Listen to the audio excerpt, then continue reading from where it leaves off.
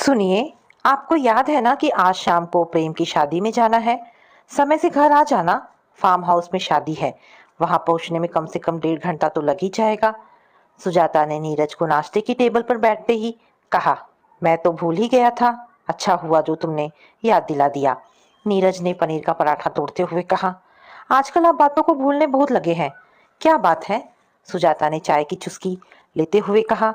दफ्तर में काम बहुत ज्यादा हो गया है और कंपनी वाले कम एम्प्लॉय से काम चलाना चाहते हैं। सांस लेने की भी फुर्सत नहीं होती है। अच्छा सुनो, एक काम करना, 5 बजे मुझे फोन करना, मैं समय से आ जाऊंगा। क्या कहते हो, 5 बजे? सुजाता ने आश्चर्य से कहा। दफ्तर से घर आने में ही तुम्हें 1 घंटा लग जाता है, फिर तैयार होकर शादी में जाना है। आप आज दफ्तर से जल्दी निकलना, 5 बजे तक घर आ जाना। अच्छा, कोशिश करूंगा, नीरज ने दफ्तर जाने के लिए अपना बैग उठाते हुए कहा। दफ्तर पहुंचकर नीरज हैरान रह गया कि स्टाफ की उपस्थिति नाम मात्र की थी। दफ्तर में हर किसी को शादी में जाना था। आधा स्टाफ छुट्टी पर था और बाकी स्टाफ हाफ डे करके लंच के बाद छुट्टी करने की सोच रहा था। पूरे दफ्तर में कोई काम नहीं कर रहा था। हर किसी की जुबान पर बस यही चर्चा थी कि आज शादियों का जबरदस्त मुहूर्त है। जिसकी शादी का मुहूर्त नहीं निकल रहा है उसकी शादी बिना मुहूर्त के आज हो सकती है। इसलिए आज शहर में 10 से 12 हजार शादियां हैं। मैनेजर मेहता उसके सामने कुर्सी खींचकर बैठ गए और गला साफ करके बोले। आज तो गजब मुहूर्त है। सुना है कि आज शहर में 12 हजार शादियां हैं। हर कोई छुट्टी मांग रहा है। लंच के बाद तो पूरा दफ्तर लगभग खाली हो जाएगा। छुट्टी तो घोषित कर नहीं सकते नीरज जी, लेकिन मजबूरी है। किसी को रोक भी नहीं सकते। आपको भी किसी शादी में जाना होगा। मेहता जी, आप तो जबरदस्त ज्ञानी है। आपको कैसे मालूम कि मुझे भी आज शादी में जाना है? नीरज ने फाइल बंद करके एक तरफ रख दी और मेहता जी को ऊपर से नीचे तक देखते हुए बोला। ये भी कोई पूछने की बात है? आज तो हर आदमी, बच्चे से लेकर बूढ़े तक, सभी बाराती बनेंगे। आखिर 12 हजार शादियां जो है। मेहता जी ने उंगली में कार की चाबी घुमाते हुए कहा। आखिर मैं भी तो आज एक बाराती हूँ। मेहता जी, एक बात समझ में नहीं आ रही है कि क्या वाकई पूरे स्टाफ को शादी में जाना है या फिर 12 हजार शादियों की खबर सुनकर दफ्तर से छुट्टी का एक बहाना मिल गया है। नीरज ने बात को आगे बढ़ाते हुए कहा। लगता है कि आपको आज किसी शादी का न्योता नहीं मिला है। घर पर भाभी जी के साथ कैंडल लाइट डिनर करने का इरादा है, तभी इस तरीके की बात कर रहे हैं। वरना घर जल्दी जाने की सोच रहे होते नीरज बाबू। मेहता जी ने चुटकी लेते हुए कहा। नहीं मेहनत मेहता जी, ऐसी बात नहीं है। शादी का न्योता तो है, लेकिन जाने का मन नहीं है। सुजाता चलने को कह रही है। लगता है जाना पड़ेगा। क्यों भाई, भाभी जी के मायके में शादी है? मेहता जी ने आंख मारते हुए कहा। ऐसी कोई बात नहीं है मेहता जी, पड़ोसी की शादी में जाना है। ऊपर वाले फ्लैट में दिनकर जी रहते हैं, उनके बेटे प्रेम की शादी है। मन इसलिए नहीं कर रहा है कि बहुत दूर फार्म हाउस में शादी है। पहले तो 1 घंटा घर पहुंचने में लगेगा, फिर घर से कम 1.5 घंटा फार्म हाउस पहुंचने में लगेगा। थक जाऊंगा। यदि आप कल की छुट्टी दे दे तो शादी में चला जाऊंगा। अरे नीरज बाबू, आप डरते बहुत हैं। आज शादी में जाइए, कल की कल देखेंगे, कहकर मेहता जी चले गए। मुझे डरपोक कहता है। खुद जल्दी जाने के चक्कर में मेरे कंधे पर बंदूक रखकर चलाना चाहता है। नीरज मन ही मन बुदबुदाया और काम में बिजी हो गया।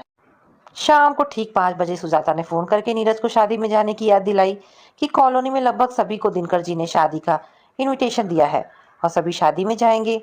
तभी प्यून ने कहा। साहब जी, पूरा दफ्तर खाली हो गया है, मुझे भी शादी में जाना है। आप कितनी देर तक बैठेंगे? प्यून की बात सुनकर नीरज ने काम बंद किया और धीमे से मुस्कुराकर कहा। मैंने भी शादी में जाना है, दफ्तर बंद कर दो। नीरज ने कार स्टार्ट की। रास्ते में सोचने लगा कि मुंबई एक महानगर है और 1 करोड़ से ऊपर की आबादी है, लेकिन एक दिन में 12 हजार शादियां कहाँ हो सकती है? घोड़ी, बैंड, हलवाई, वेटर, बसों के साथ होटल, पार्क, गली मोहल्ले आदि का इंतजाम मुश्किल लगता है। रास्ते में ट्रैफिक भी कोई ज्यादा नहीं है। आम दिनों की तरह भीड़ भाड़ है। ऑफिस से घर की 40 किलोमीटर की दूरी तय करने में 1 से 1.25 घंटा लग जाता है और लगभग आधी मुंबई का सफर हो जाता है। अगर पूरी मुंबई में 12 हजार शादियां हैं तो आधी मुंबई में 5 हजार तो जरूर होनी चाहिए। लेकिन लगता है लोगों को बढ़ा चढ़ाकर बातें करने की आदत है और ऊपर से टीवी चैनल वाले खबरें इस तरह से पेश करते हैं कि लोगों को विश्वास हो जाता है। यही सब सोचते सोचते नीरज घर पहुंच गया। घर पर सुजाता ने फौरन चाय के साथ पकौड़े परोसते हुए कहा। समय से तैयार हो जाओ, कॉलोनी से सभी शादी में जा रहे हैं जिनको दिनकर जी ने इनविटेशन दिया है। बच्चे भी चलेंगे? बच्चे अब बड़े हो गए हैं, हमारे साथ कहाँ जाएंगे? हमारा जाना क्या जरूरी है? जाना बहुत जरूरी है। एक तो वो ऊपर वाले फ्लैट में रहते हैं और फिर श्रीमती दिनकर जी तो हमारी किटी पार्टी की मेंबर है। जो नहीं जाएगा कच्चा चबा जाएंगी। इतना डरती क्यों हो उससे? वो ऊपर वाले फ्लैट में जरूर रहते हैं, लेकिन साल 6 महीने में एक दो बार ही दुआ सलाम होती है। जाए ना जाने से कोई फर्क नहीं पड़ता है। नीरज ने चाय की चुस्कियों के बीच कहा। डरे मेरी जूती। शादी में जाने की तमन्ना सिर्फ इसलिए है कि वह घर में बातें बड़ी बड़ी करती है, जैसे कोई करोड़पति की बीवी हो। हम कॉलोनी की औरतें तो उसकी शान और शौकत का जायजा लेने जा रही हैं। किटी पार्टी का हर सदस्य शादी की हर गतिविधि और बारीक से बारीक पहलू पर नजर रखेगा, इसलिए जाना जरूरी है, चाहे कितना ही आंधी तूफान आ जाए। सुजाता की इस बात को उनकी बेटी दिशा ने काटा। पापा, आपको पता नहीं है, जेम्स बॉन्ड 007 की पूरी टीम साड़ियां पहनकर जासूसी करने में लग गई है। इनके वॉर से कोई नहीं बच सकता है। सुजाता ने बीच में बात काटते हुए कहा। तुम लोगों के खाने का क्या हिसाब रहेगा? मुझे कम से कम बेफिक्री तो है। क्या मम्मा, अब हम बच्चे नहीं हैं। भाई पिज्जा और बर्गर लेकर आएगा।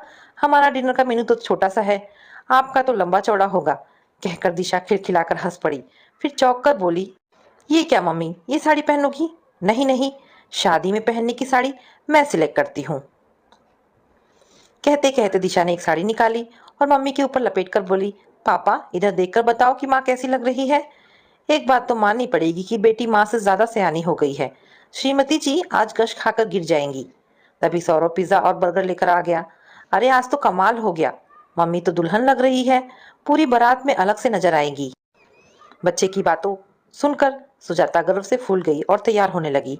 तैयार होकर नीरज और सुजाता जैसे ही कार में बैठने के लिए कॉलोनी के कंपाउंड में आए, नीरज हैरानी के साथ बोल पड़े, लगता है कि आज पूरी कॉलोनी शादी में जा रही है। सारे चमक दमक रहे हैं। शर्मा, मेहता, रस्तोगी, साहनी, ठाकुर, गुप्ता, अग्रवाल सभी अपनी कार निकाल रहे हैं। आज तो कॉलोनी कार विहीन हो जाएगी। मुस्कुराती हुई सुजाता ने कहा, सारे अलग शादियों में नहीं बल्कि प्रेम की शादी में जा रहे हैं। दिल खोल कर न्योता दिया है दिनकर जी ने। दिल की मत पूछो, फार्म हाउस में शादी का सारा खर्च लड़की वालों का होगा, इसलिए पूरी कॉलोनी को निमंत्रण दे दिया, वरना अपने घर तो उनकी पत्नी ने किसी को भी नहीं बुलाया। एक नंबर के कंजूस है दोनों पति पत्नी। हम तो उसे किटी पार्टी का मेंबर बनाने को राजी नहीं होते हैं।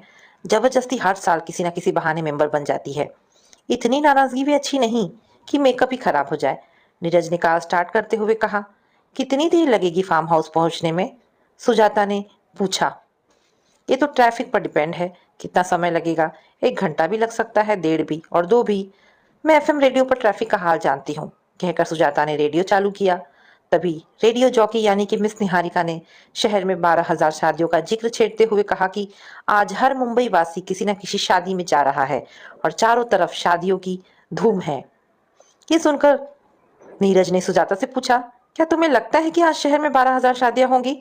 आप तो ऐसे पूछ रहे हो जैसे मैं कोई पंडित हूँ, और शादियों का मुहूर्त मैंने ही निकाला है। एक बात जरूर है कि आज शादियां अधिक हैं, लेकिन कितनी पता नहीं। हाँ, एक बात पर मैं अड़ी हूँ कि 12,000 नहीं होंगी। 5-6 हजार को 12,000 बनाने में लोगों को कोई अधिक समय नहीं लगता। बात का बतंगड़ बनाने में फालतू आदमी माहिर होते हैं। तभी रेडियो टनाटन ने ट्रैफिक का हाल सुनाया शुरू किया। यदि आप वहां जा रहे हैं तो अपना रूट बदल ले। ये सुनकर नीरज ने कहा, रेडियो स्टेशन पर बैठकर कहना आसान है कि रूट बदल ले, लेकिन जाए तो कहां से? मुंबई की हर दूसरी सड़क पर ट्रैफिक होता है। हर रोज सुबह शाम 2 घंटे की ड्राइविंग हो जाती है। आराम से चलते चलो, सब्र और संयम के साथ। बातों ही बातों में कार की रफ्तार धीमी हो गई और आगे वाली कार के चालक ने कार से अपनी गर्दन बाहर निकाली और बोला, भाई साहब कार थोड़ी पीछे करना, वापस मोड़नी है। आगे ट्रैफिक जाम है, एफएम रेडियो भी यही कह रहा है। उसको देखते ही कई स्कूटर और बाइक वाले पलटकर चलने लगे। कार वालों ने भी कारें वापस मुड़नी शुरू कर दी। ये देखकर सुजाता ने कहा, आप क्या देख रहे हो? जब सब वापस मुड़ रहे हैं तो आप भी इनके साथ मुड़ जाइए। नीरज ने कार नहीं मोड़ी, बल्कि मुड़ी कारों की जगह धीरे धीरे कार आगे बढ़ानी शुरू की। ये आप क्या कह रहे हो? ट्रैफिक जाम में फंस जाएंगे। सुजाता ने नीरज की ओर देखते हुए कहा, कुछ नहीं होगा, ये तो रोज की कहानी है। जो कारें वापस मुड़ रही हैं वे सब आगे पहुंचकर दूसरी लेन को भी जाम करेंगी। धीरे धीरे नीरज कार को अपनी लेन में रखकर आगे बढ़ाता रहा। चौराहे पर एक टेम्पो खराब खड़ा था, जिस कारण ट्रैफिक का बुरा हाल था। यहाँ तो काफी बुरा हाल है, देर ना हो जाए। सुजाता थोड़ी परेशान हो गई। कुछ नहीं होगा, 10 मिनट जरूर लग सकते हैं। यहाँ संयम की जरूरत है। बातों बातों में 10 मिनट में चौराहे को पार कर लिया और कार ने थोड़ी रफ्तार पकड़ी। थोड़ी थोड़ी दूरी पर कभी कोई बारात मिलती तो कार की रफ्तार कम हो जाती, तो कहीं बीच सड़क पर बस वाले बस रोककर सवारियों को उतारने चढ़ाने का काम करते मिले। फार्म हाउस आ गया। बारात अभी बाहर सड़क पर नाच रही थी। बारातियों ने अंदर जाना शुरू कर दिया। कॉलोनी निवासी पहले ही पहुंच गए थे और चाट के स्टॉल पर मशगूल थे। लम्ही देर से पहुंचे हैं। कॉलोनी के लोग तो हमारे साथ चले थे, लेकिन पहले आ गए। नीरज ने चारों तरफ नजर दौड़ाते हुए सुजाता से कहा, इतनी धीरे कार चलाते हो, जल्दी कैसे पहुंच सकते थे? इतना कहकर सुजाता बोली, हाय मिसेस शर्मा, आज तो बहुत सुंदर लग रही हो। अरे कहाँ, तुम्हारे आगे तो आज सब फीके हैं। मिसेस गुप्ता बोली, देखो तो कितना खूबसूरत नेकलेस है। छोटा जरूर है लेकिन डिजाइन लाजवाब है। हीरे कितने चमक रहे हैं, जरूर महंगा होगा। पहले कभी देखा नहीं, कहाँ से लिया? देखो तो साथ के मैचिंग झुमके भी लाजवाब है।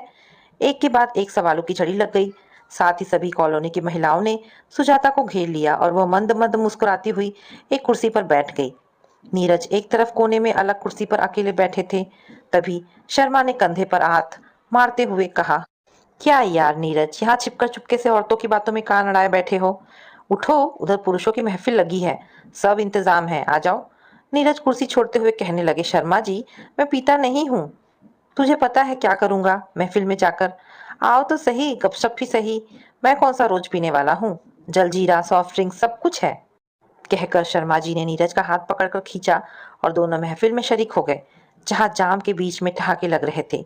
यार, दिनकर ने हाथ लंबा मारा है। सब कुछ लड़की पक्ष वाले कर रहे हैं।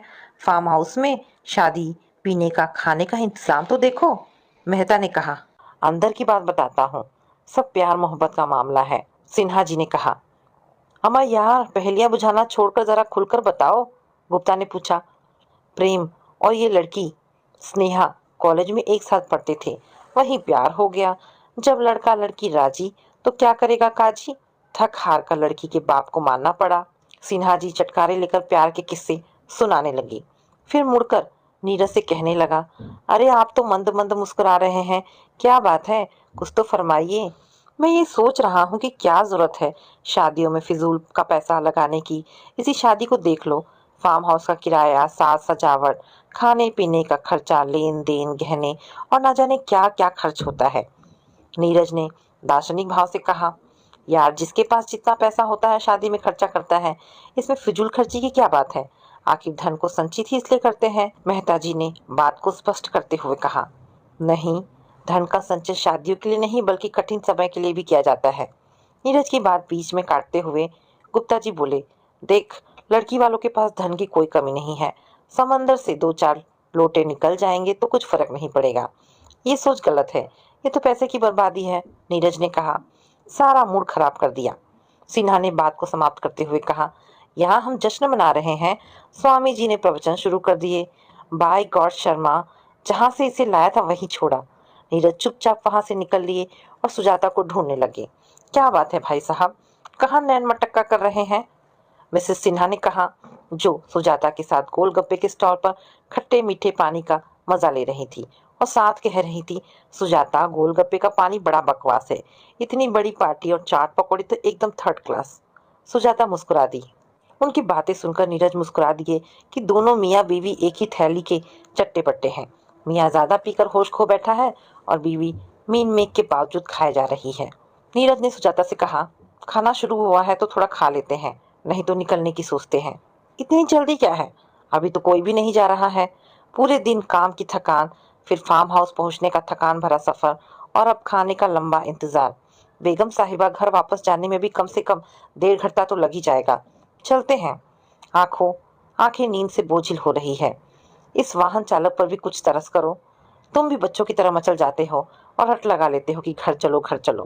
मैं फिर इधर सोफे पर थोड़ा आराम कर लेता हूँ, अभी तो वहाँ कोई नहीं है।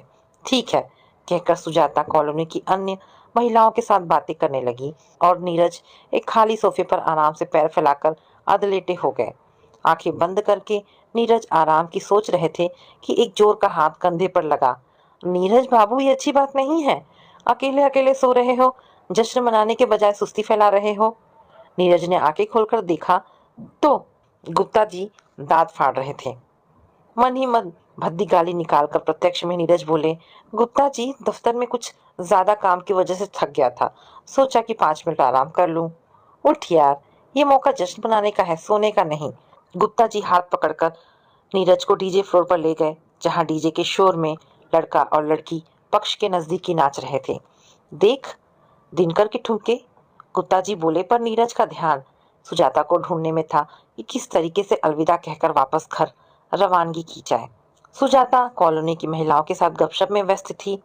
नीरज को नजदीक आता देख मिसेस शर्मा ने कहा, भाई साहब को कह, आज तो मंडराना छोड़े, मर्द पार्टी में जाए, बार बार महिला पार्टी में आ जाते हैं। भाभी जी, कल मैं दफ्तर से छुट्टी नहीं ले सकता, जरूरी काम है, घर भी जाना है। रात की नींद पूरी नहीं होगी तो दफ्तर में काम कैसे करूंगा। अब तो आप सुजाता को मेरे हवाले कीजिए, नहीं तो उठा के ले जाना पड़ेगा। नीरज के इतना कहते ही पूरी महिला पार्टी ढाके में डूब गई। क्या बचपना करते हो, थोड़ी देर इंतजार करो, सबके साथ चलेंगे, पार्टी का मजा उठाओ, थोड़ा सुस्ता लो। देखो, उस कोने में सोफे खाली हैं, आप थोड़ा आराम करो, मैं अभी वहीं आती हूँ। मुंह लटकाकर नीरज फिर खाली सोफे पर अधलेटे हो गए और उनकी आंख लग गई। नींद में नीरज ने करवट बदली तो सोफे से नीचे गिरते गिरते बची। इस चक्कर में उनकी नींद खुल गई। चंद मिनटों की गहरी नींद ने नीरज की थकान दूर कर दी। तभी सुजाता आई। तुम तो बड़े अच्छे हो, एक नींद पूरी कर ली। चलो, खाना शुरू हो गया है। नीरज ने घड़ी देखी, रात के 12 बजे थे।